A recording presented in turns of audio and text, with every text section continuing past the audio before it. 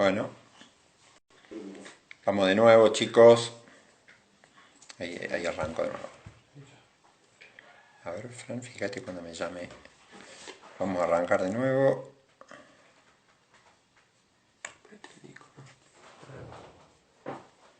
¿Está ahí?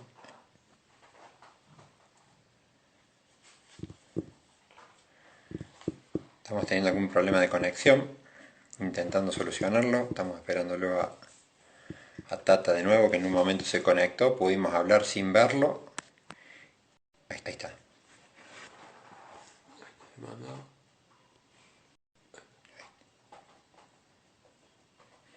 A ver cómo nos va ahora. Nos hablaban de que hay mucha saturación. Esperemos que se solucione. ¿Me escuchás, Juan? Te escucho, soy Guillermo, Tata, te Perdón, escucho. perdón. Estaba escribiéndole a Juan y no te veía tampoco. Ahora sí. Listo. Te escucho, no te veo, ¿eh? Bueno, Guille, hagámoslo aunque sea con el audio Sí. para no hacer perder tiempo a la gente, ¿te parece? Perfecto, perfecto. Se escucha perfecto y ahí me están diciendo los profes que se está escuchando bien, así que en buena hora. Bueno, Tata, primero presentarte, sos un capacitador desde hace muchos años, has estado trabajando mucho con la asociación, has estado trabajando mucho con distintos clubes, estás actualmente asesorando a distintos clubes que tienen intenciones de mejorar sus niveles de gestión. Así que, bueno, la verdad que es un gusto tenerte aquí hablándole a todos los oyentes y a todos los profesores de Federación Cordobesa de Tenis. Pero, Nada, dejo a disposición todo el grupo de gente y yo iré haciendo preguntas o transmitiéndote la pregunta de que nos van acercando. Así que, si te parece, de esa manera avanzaríamos. sí, perfecto. Bueno, yo por principio agradecido de que me escuchen, agradecido a la Federación, a vos, a Juan, para la oportunidad de hablar con la gente de Córdoba, que la verdad me cae muy bien.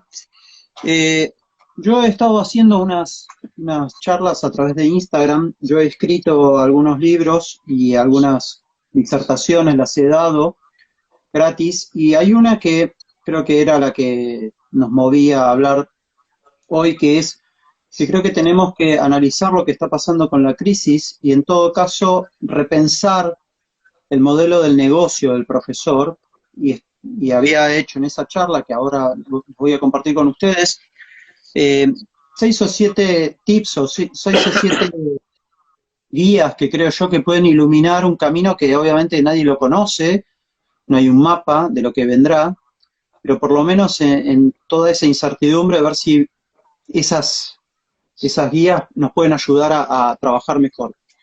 Yo creo que por un lado tenemos que definir previamente dónde estamos. Me parece que la pausa obligada nos tiene que marcar que hay que recalcular el GPS de nuestra carrera. Yo transmitía la imagen o la metáfora de, imaginemos que vamos con un auto, ¿m? Y viene un temporal y ese auto se va de la ruta. Nuestra profesión es el auto, el temporal es el coronavirus, y se va a la ruta, y ese auto, el temporal depende cómo esté el auto o en qué vehículo, lo puede haber tirado a la banquina, volcado, destruido, o solamente lo dejó al costado para esperar que pase. ¿Cómo está la presión? Ahora depende de lo que hicimos antes, o sea, si teníamos un presupuesto, si nos agarró con ahorros, si nos agarró bien parados económicamente, si lo que ahora nos queremos capacitar en 40 días es a presión y tratando de meter un montón de conocimientos que tendríamos que haber ido dosificando, etcétera, durante el año.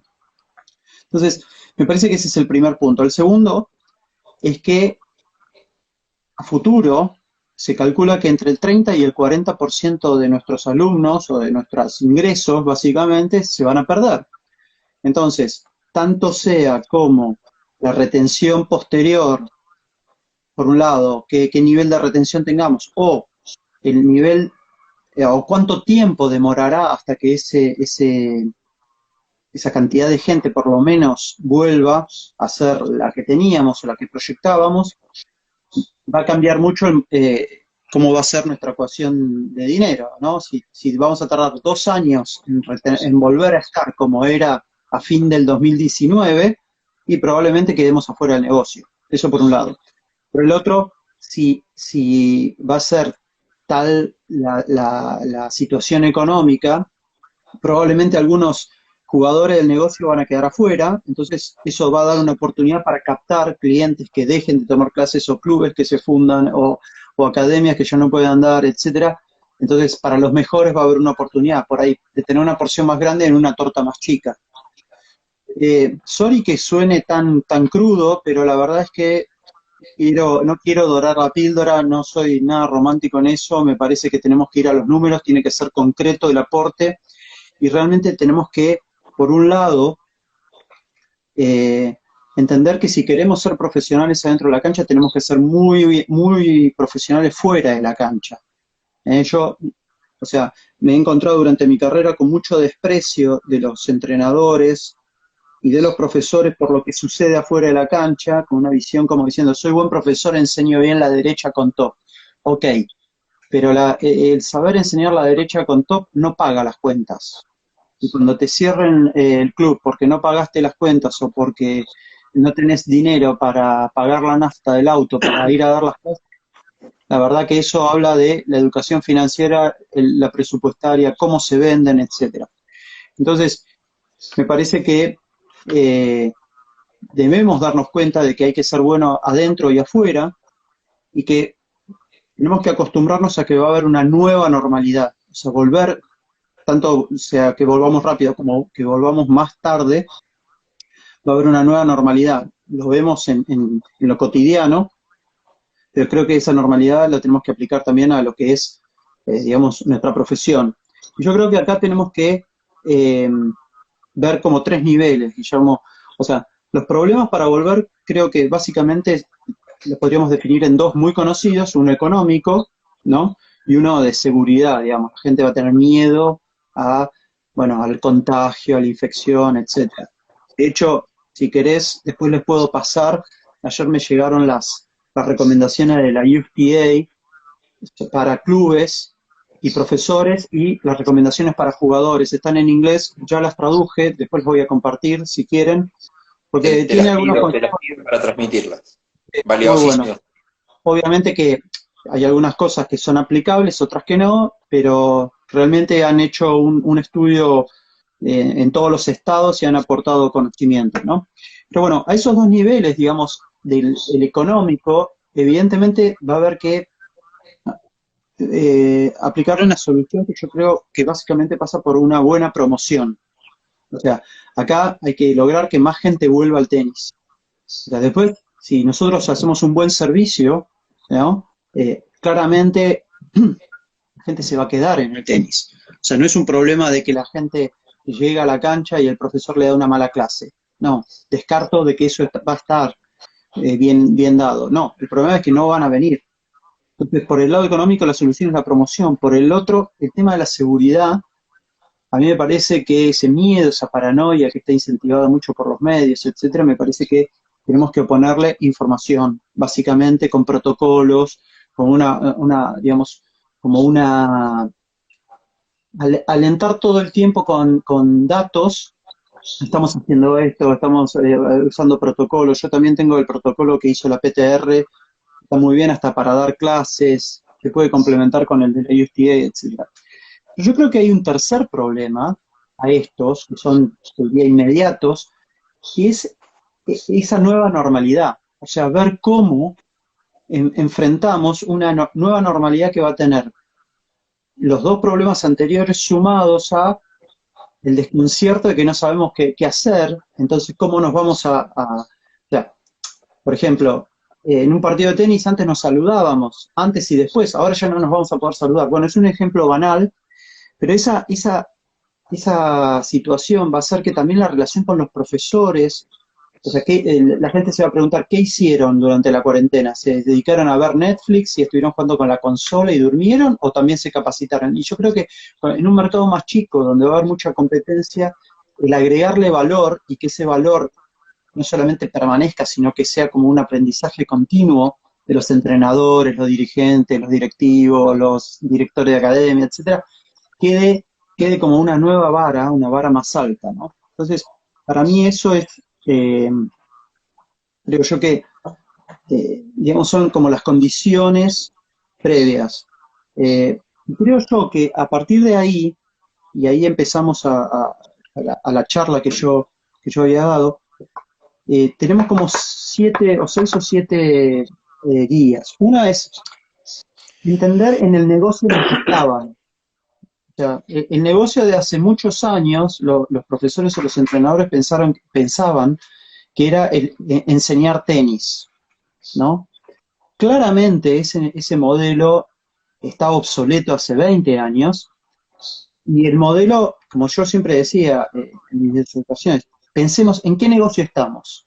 Nosotros estamos en un negocio que vincula, por un lado, la salud, la enseñanza deportiva, la socialización, ¿m? Y el ocio. ¿M? Esas tres cosas, ¿no? O sea, eh, yo repito mucho una frase de Estados Unidos que dicen que la gente va a los clubes por el tenis, pero se queda por la comunidad. Entonces me parece que ese era el modelo moderno, ¿no? Y yo lo graficaba con una sigla que era CESO, ¿no? O sea, salud, enseñanza, socialización y ocio. Pero yo creo que la nueva normalidad, hay que agregar una S al final, es seguridad. O sea, dar seguridad, o sea, protocolos, maneras de comportarnos, etcétera. Entonces quedaría como sesos. Por el otro, yo creo que para el futuro vamos a tener que tener muy claro los presupuestos, ¿eh? De ingresos y gastos, pero muchas veces lo que se sobreestima el ingreso y se subestima o no se calcula un montón de gastos. Y yo creo que, por ejemplo, vamos a tener gastos los de siempre, los profesores, pelotas, alquiler de cancha, encordados, traslados, etcétera.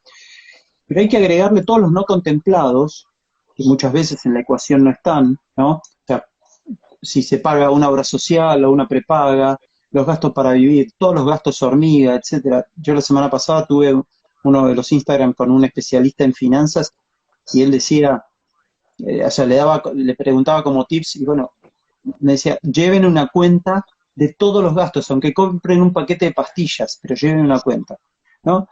Y creo yo que hay que agregar algunas cosas más a esos rubros. Uno es, eh, en esos costos tiene que haber un componente de ahorro, ¿eh?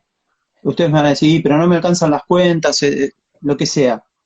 Igual, un componente de ahorro. Pónganle como si yo tuviese una plantilla de empleados, que hay uno que se llama Juan Reserva o José COVID-19, no sé, o 21, lo que sea, para el año que viene. Pero hay que tener, como si de lo que cobro, ya sacar una parte. Eso por un lado. Por el otro lado, creo que tenemos que bajar expectativas de un retorno acelerado, no porque termine la cuarentena, sino de pensar que la gente va a venir en tropel a jugar. No, yo creo que tenemos que tener una perspectiva de 4 a 6 meses y creo que empatando este año tendríamos que festejar. ¿Mm? Después, yo creo que también en el caso de los profesores, tanto en la promoción o en la venta, primero hay que definitivamente hay que perderle el respeto o el desprecio que hay hacia las palabras dinero, negocio, cliente, venta, todo eso, que ese prurito romántico que tienen muchos profesores, como diciendo, no sé, ¿con qué pagan las cosas? ¿No? O sea, ese desprecio por el dinero. A mí me encanta el dinero, la verdad. Entonces, me parece que tenemos que tener o un equipo de ventas, obviamente no todos los clubes lo tienen o lo podrían tener, o las academias, pero una parte de nosotros tenemos que ser vendedores porque esto es como la comunicación, Guillermo. O sea, aún no comunicando estás comunicando y aún no vendiendo estás vendiendo mal, obviamente, ¿no? Después, creo yo que Tata, también. te hago una pequeña interrupción sobre lo que estás diciendo. ¿Vos sentís que hay en el docente deportivo, en el profe de tenis, hay mucho romanticismo? O sea, ¿no se va a la búsqueda de lo económico? Y después seguís con tu tema. Definitivamente, Ajá. definitivamente. O sea, la gente desprecia en general lo que ignora, ¿no? Pero aparte pareciera que fuera, es una reminiscencia por ahí hasta católica, ¿no? No, el dinero es sucio, etcétera. El dinero es un medio, pero es el dinero es lo que te paga los gustos, el que te paga los viajes, el que te paga las capacitaciones. ¿Eh? Yo defiendo a muerte al tipo que es profesional, no al que es mercenario. El profesional, yo siempre hago una diferencia entre él. Mercenario es el que hace cualquier cosa por plata y el profesional es el que hace lo que le gusta por plata. Ahora, puede ser Bien, que te qué buena guste hacer, definición. Qué se buena puede, definición. no, no, hay un tercer nivel que puede ser el que le gusta hacer las cosas y no le importa la plata, la Madre Teresa de Calcuta, ¿m? Pero la verdad, no conozco a mucha gente que lo haga, ¿eh? Pero sí mucha gente que cree que desprecia eso. Entonces, a mí me encanta hacerlo, y para que yo mejorar cada vez, para comprarme más materiales, capacitarme, etcétera, una mejor computadora, un teléfono para usarlo para el trabajo, etcétera, yo necesito dinero, pero lo uso como un medio. ¿M? Entonces, me parece que hay mucho de eso, y ahora, el 90% de los profesores está penando por no haber pensado en eso. Yo veo siempre, digo, en los cursos de profesores, que primero va el 10% de los profesores que deberían ir, y digamos a mayor nivel de entrenador menos van, porque se supone que ya saben, ¿no? Yo veo, por ejemplo, curso de alto rendimiento, vamos a ver cómo entrenamos la derecha de alto rendimiento con, no sé, con un jugador top 100. Y veo al lado un curso de cómo hacer un presupuesto. Y hay 3 personas acá y 300 en el otro, si se llegan a juntar. La verdad es que de las 300, 200 no tienen nivel técnico para jugar con ningún jugador. Los otros 100, ¿entendés? Debe haber 4 que pueden vivir del alto rendimiento. Y todos necesitarían ir al otro, al curso de presupuesto, pero lo desprecian.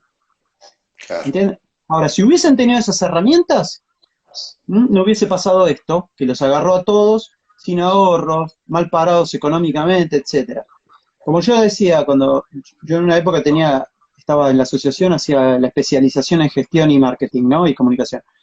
Y yo los cargaba a los otros que tenían la especialización en biomecánica, en psicología deportiva, en preparación física, etcétera, y yo les decía a los alumnos, hagan primero mi curso y con eso van a tener dinero para pagar los otros cursos. O sea, no era que defendía lo mío, pero la verdad, y tampoco es que estoy vendiendo alcohol en gel ahora, pero me parece que un mínimo de conocimiento de gestión, de marketing creo que es útil. La verdad, Bien. eh, no soy exitoso, lo reconozco ni en lo que digo ni en lo que hago. Ahora creo yo que más que nada porque es una necesidad, pero lo defiendo porque creo, los hechos me avalan, los números avalan que cuando algo se aplica de esta manera, automáticamente mejoran los ingresos, o sea, está probado, ¿no? No es que te estoy diciendo, no, mira, por ahí funciona, no, funciona, está comprobado. Y creo yo que para seguir esto, es que tenemos que ver a futuro que va a haber costos incrementados. No solamente vamos a tener un mercado en retroceso, sino costos incrementados. ¿Por qué? Porque promover, o sea, es mucho más caro que retener. O sea, hacer el gasto de traer más gente nueva es mucho más caro que conservar los que tengamos. Pero el problema es que los que se quedaron con nosotros no nos alcanzan para pagar las cuentas, ¿no? Bien. ¿Por qué? Porque si supongamos que tenemos una tasa de retención del 60%, ¿no? Con el 60% por ahí vivíamos empatados. Ya pagábamos las cuentas, pero no podíamos hacer ningún otro gasto. Entonces el 40% restante era nuestra ganancia. Entonces no sirve trabajar para empatar o para perder por poco. Entonces, ¿cómo hacemos para ese 40% con promoción? La promoción implica que vamos a tener más gastos. Te doy un ejemplo. O sea, yo podría tener, supongamos que tengo 10 alumnos, ¿no? Y ahora se me dan de baja 4. Yo puedo a estos 6 que me quedaron decirle, bueno, ahora les voy a dar 1 hora y media en lugar de 1 hora de clase. ¿Eso qué implica? Que voy a tener el 50% más de gasto de trabajo por el mismo ingreso. O puedo hacer que me paguen 2 por 1. Vuelvo a lo mismo, tenemos el 50%, o sea, podemos tener el mismo ingreso, pero trabajamos el doble. Entonces, todo eso se va a incrementar. A eso, sumale que vamos a tener costos incrementales sanitarios. O sea, comprar alcohol en gel, guantes descartables, barbijos, etcétera. Yo hace 2 días estaba hablando en una charla con el director deportivo del Barcelona Tenis Club que dirige el torneo del Conde de Godó. Y me dice, los profesores acá están desesperados porque algunas normativas nos obligan a barbijos de 3 euros cada uno, que dura 4 horas. O sea que no hay manera de que se solvente eso. Entonces están viendo cómo hacerlo. Me parece que todo eso, ¿no? No solamente es económico, sino también son como barreras de entrada. Imagínate que vos entras a un club. Entonces en el club te revisan todo, te rocían en alcohol. Después tienen que venir en autos separados. Después tienen que, una de las recomendaciones que dice la USDA, por ejemplo, que las clases estén separadas con no sé, 10 minutos. Entonces vos vas a terminar una clase 5 minutos antes y otra va a empezar 5 minutos después. Entonces ya no hay interacción social, lo cual es también una traba porque mucha gente se quiere ver, etcétera. Pero bueno, a eso sumale que en el caso de la Argentina, la inflación va a ser un tema importante. O sea, porque ahora está todo congelado, están los precios congelados, pero no podés mantener el pie sobre los precios. Entonces, la inflación claramente afecta a los más pobres. ¿Mm? Y me parece que cuando vos sumás esas cosas, ¿no? Algunas puede ser que a la gente que tenga dinero no le afecte tanto, pero yo siempre recuerdo cuando fue el atentado de las Torres, ir a un aeropuerto era una tortura, porque tenía que llegar 4 horas antes, sacarte toda la ropa, pasar, viste, por controles de una persona por la otra, después cuando llegabas lo mismo, etcétera. Después se fue haciendo cada vez más relajado eso, o se inventaron máquinas como los escáneres que hacían mucho más rápido todo. Pero la verdad es que hasta que eso suceda va a tardar. Después, yo creo que otro de los tips es que ahora, viéndolo desde el punto de vista nuestro como consumidor, no como proveedor, yo creo que deberíamos empezar nosotros también a actuar y pedir rebajas, tanto a los concesionarios que nosotros le alquilamos la cancha, al que nos da el seguro del auto o el seguro de la moto o el seguro de lo que sea, etcétera. Ya los seguros llamás y ya automáticamente te dan el descuento, porque el auto no lo estás usando, por ejemplo, lo estás usando muy poco. Es como llamar al cable, ¿no? Y buscar un descuento. Entonces, nosotros tendríamos que actuar lo mismo con nuestros empleadores o nuestros proveedores, o al de pelotas o al de encordados, etc. Después, otro punto que tenemos que tener en cuenta es que... Perdón, Tata. O sea que hay que poner en práctica nuevamente ciertas habilidades para renegociar, ¿no? No sé si nuevamente, porque hay muchos que no las han hecho, pero que, claramente, así como a nosotros nos van a negociar el precio o vamos a tener que hacer una promoción, nosotros actuando como consumidores también. Y yo creo que también, porque hay otro punto que no sé si se está viendo en todas las provincias igual, pero va a ser el deterioro en la infraestructura. O sea, no sé si en todos los clubes se están manteniendo las canchas, las instalaciones de los vestuarios, las instalaciones, obviamente que por ahí no se van a poder usar, pero, a ver, no es gratis que estén 2 meses a la intemperie las canchas y nadie las haya mantenido más allá de... Entonces, si yo voy a dar clase donde tengo que promover un servicio en una cancha que está peor, yo quiero que me hagan un descuento. Entonces, ese es otro punto. El quinto es que creo que, de alguna manera, en el caso de los recursos humanos, nosotros tendríamos que como rever los contratos, ¿no?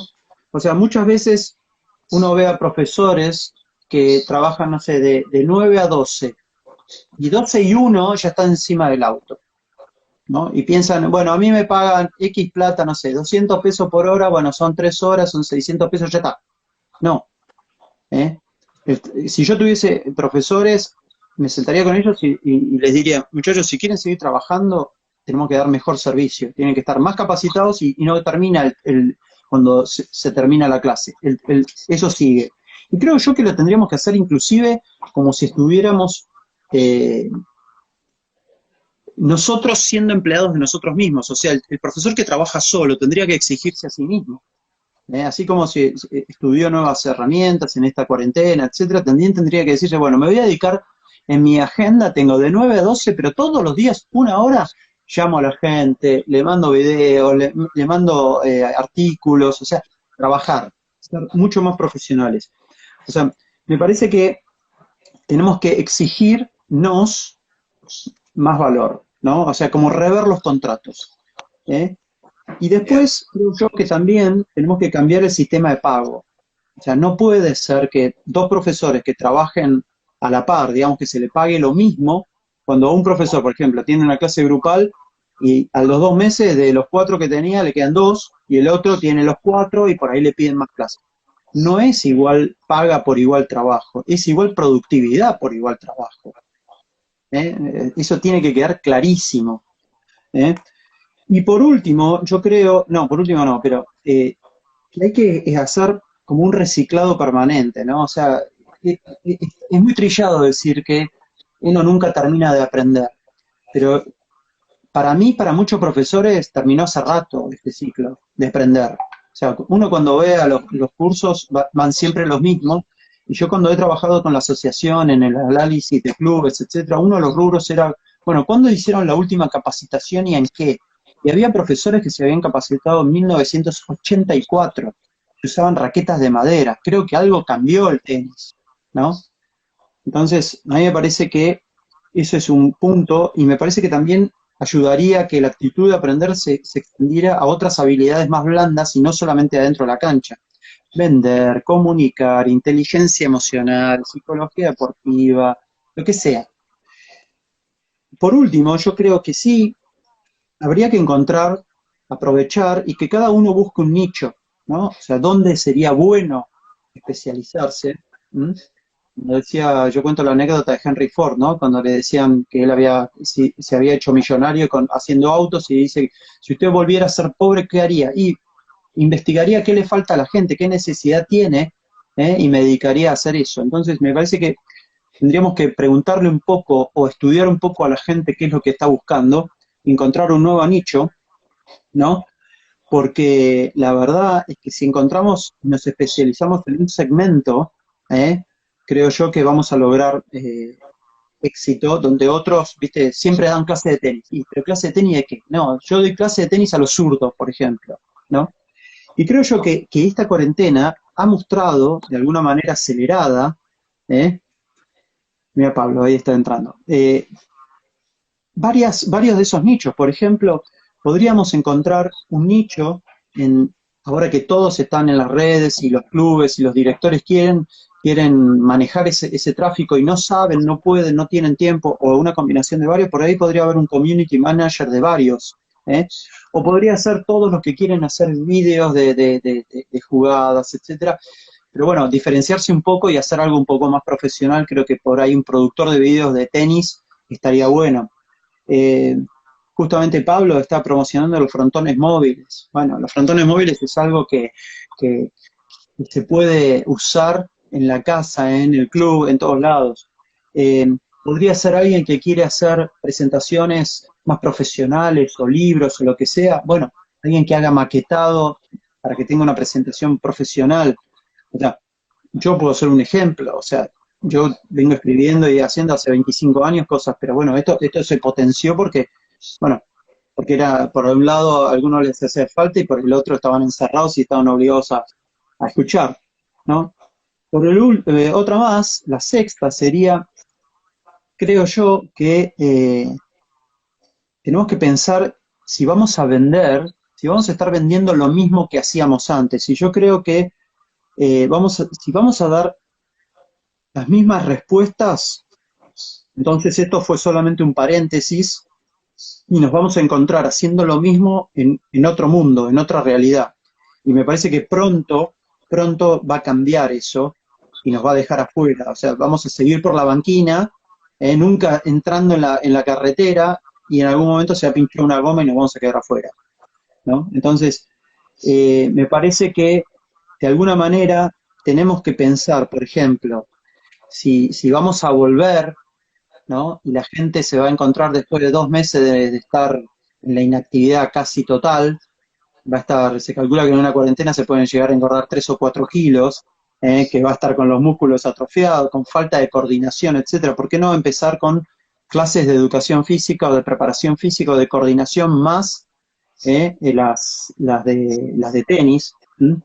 ¿Por qué no pensar también, por ahí habría una revalorización de las clases a domicilio. ¿Por qué? Porque no quieren juntarse, entonces el que tenga un country con una cancha aislada, o que tenga una casa, o una urbanización, etcétera, creo que también puede ser una opción.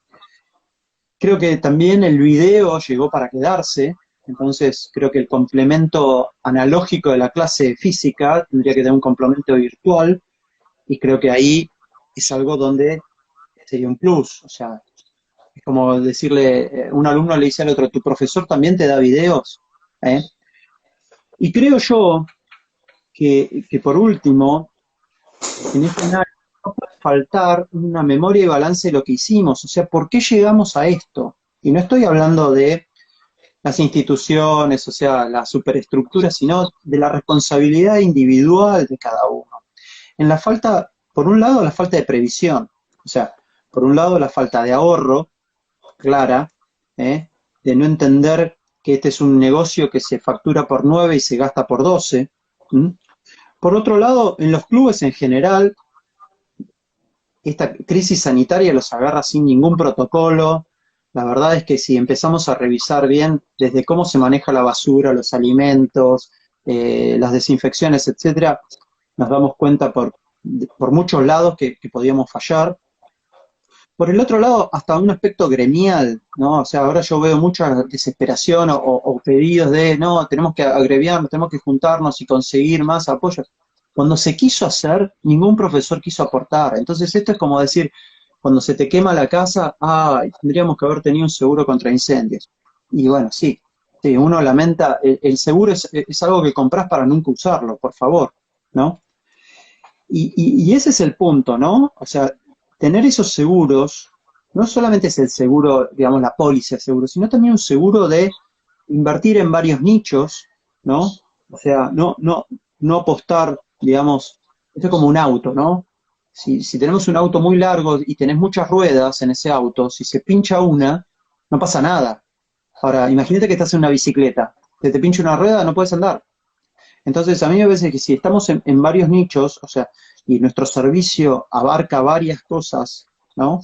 O sea, si estamos haciendo videos, bueno, el que venía haciendo videos se le hizo mucho más fácil seguir con la continuidad y el contacto con sus alumnos con videos, ¿no? En cambio, el que no, tenía que empezar a manejar, y los primeros videos son malos, entonces como son malos no tiene mucha difusión, etcétera, o mucha recepción. Entonces, me parece que esas cosas, con esto cierro, así no aburro, me parece que deberían Está clarísimo, estar, muy útil, muy útil y muy claro, muy gráfico.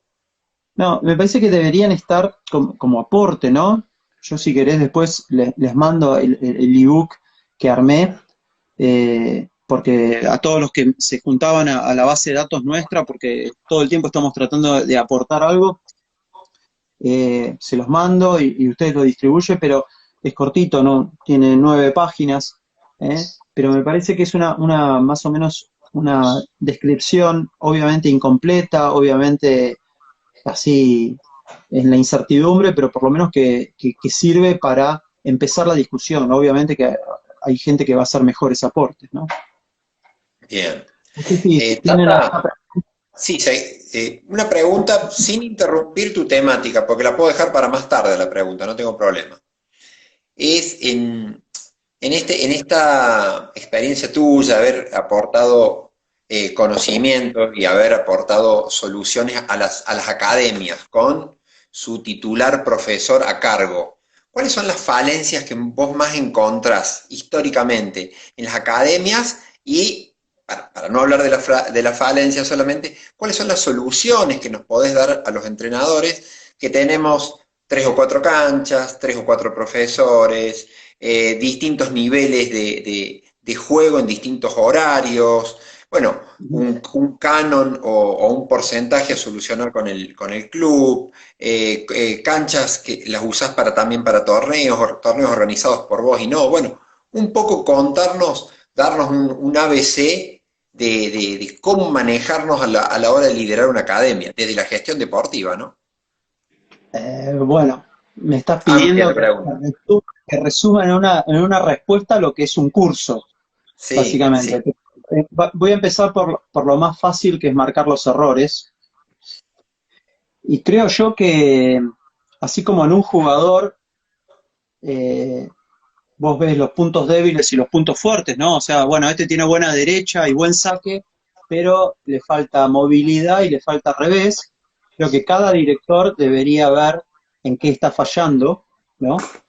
Pero si quisiéramos sacar una especie de puntos en común, me parece que, eh, por un lado, lo que yo te dije, es una rara mezcla entre soberbia y romanticismo. O sea, muchos directores piensan que saben, y piensan que el paso de ser profesor a ser director es solamente más paga o algún horario diferente y son habilidades diferentes. Así como ser jugador a ser profesor es un cambio, ser profesor a ser director, ¿eh?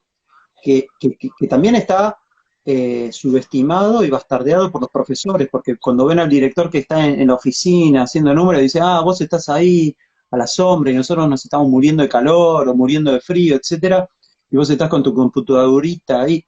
Y yo siempre les decía a todos esos profesores, les digo, yo hago que vos ganes plata, porque yo hago que vengan los alumnos y que te paguen el sueldo. Eso por un lado. Me gustó, perdón, lo que dijiste y para recalcar, habilidades diferentes. Es claro Sí, eso, sí, es es que clave. Si no lo entendemos, hay una trabajos mezcla de habilidades.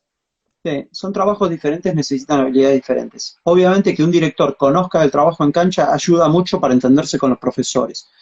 Punto dos, otra es no cuidan a los mejores recursos humanos que tienen. Entonces, ¿por qué? O porque le pagan a todos los mismos, o porque no los forman ni les dan un plan de carrera. O sea, el profesor raso, digamos, tiene que entender que si trabaja en un club, tiene que ir subiendo de alguna manera, si mejora en sus servicios, si es mejor que otros, se capacita, etcétera. Y eso me parece que es algo que le tiene que, el líder, yo ayer di una charla sobre liderazgo, es una de las cosas que tiene que mostrarle, o sea, el horizonte a dónde llegar. Y bueno, me parece que también el hecho de que los directores muchas veces no piensen en el nosotros, sino piensen primero en ellos, y no entiendan que lo más valioso de una academia son los recursos humanos. O sea, vos podés irte a un club mejor, podés tener mejores raquetas, mejores pelotas, etcétera, pero lo que es difícil es el talento, encontrar talento. Pero bueno, en cuanto a soluciones, básicamente yo creo que hay, como siempre digo, ante uno de estos problemas lo primero es tener información. Y creo que tener una buena base de datos de nuestros clientes, tener una buena presupuesto de lo que nos ingresa y lo que nos egresa en el futuro, por eso es presupuesto, si no es un análisis forense de lo que nos pasó, ¿no? Yo creo que la información en cuanto a clientes y a presupuesto y planificación es clave, ¿eh? Y después me parece que tendrían que de alguna manera desarrollar un plan de carrera para su gente, a ver cómo hacer para que mejore, para que ellos también se pongan la camiseta, no es solamente por amor, entre comillas, que van a hacernos mejorar, sino porque tienen un objetivo de mejorar ellos, de crecer económicamente, y tenemos que darle lugar a eso. Entonces, me parece que como decía ayer el director de Barcelona, para los profesores un back to basics, ¿no? O sea, volver a lo fundamental. Bueno, a ver, gastos e ingresos, bueno, es fundamental. Planificación, ¿qué vamos a hacer? Diseñar escenarios, si viene tanta gente, si no viene tanta gente, ¿a dónde la vamos a ir a buscar? Medir y medir y medir, ¿no? Yo considero realmente algo insólito que los entrenadores o los directores no midan cuando estamos en un deporte que medimos todo. O sea, medimos el ranking todo el tiempo, si ganás, si perdés. Acá, si jugás mal, perdés. No es como en fútbol o en básquet, que vos podés jugar mal y el equipo ganar. Y nos llevamos la copa. No, acá perdés si jugás mal. Y bueno, y nosotros tenemos que medir todo eso. Y no medimos, y despreciamos las mediciones de afuera. O sea, de afuera de la cancha, ¿no? Entonces me parece que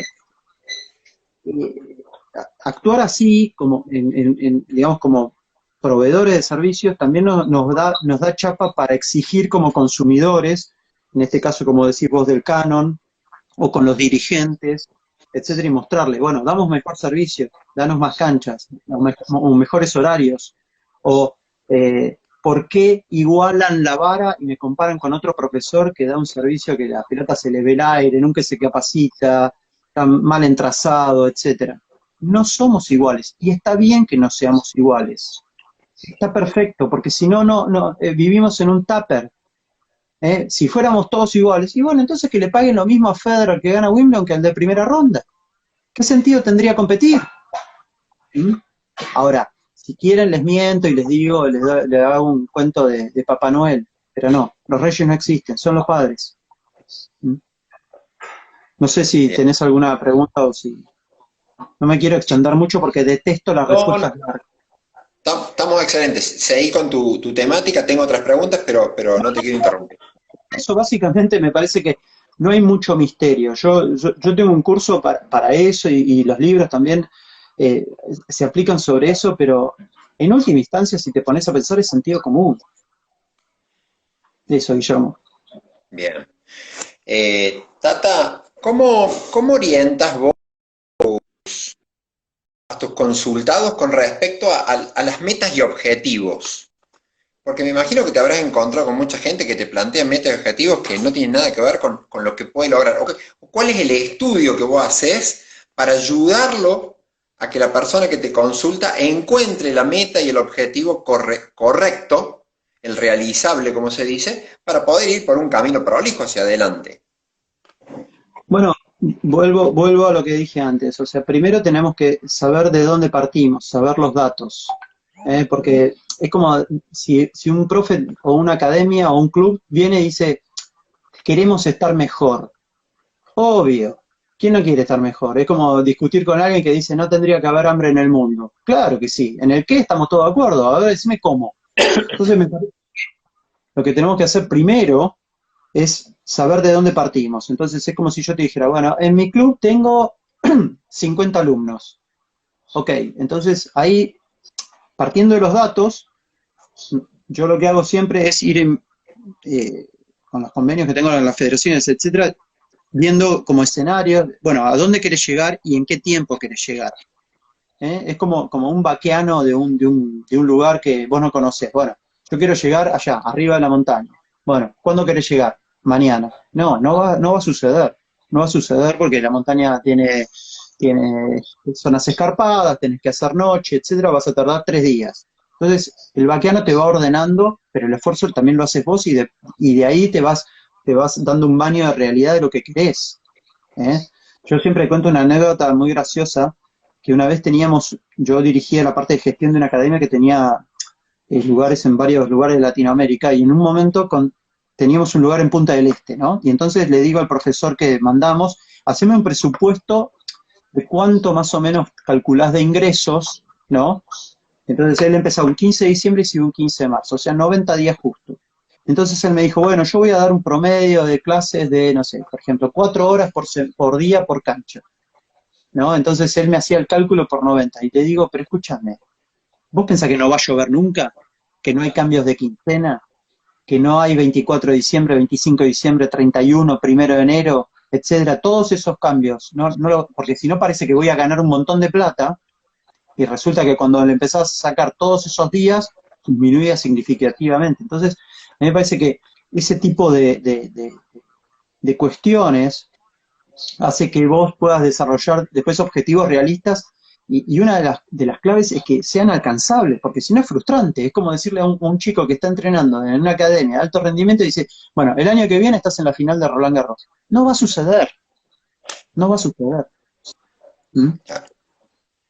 Bien. Ok. Eh, Recién nos contabas de tu curso de liderazgo.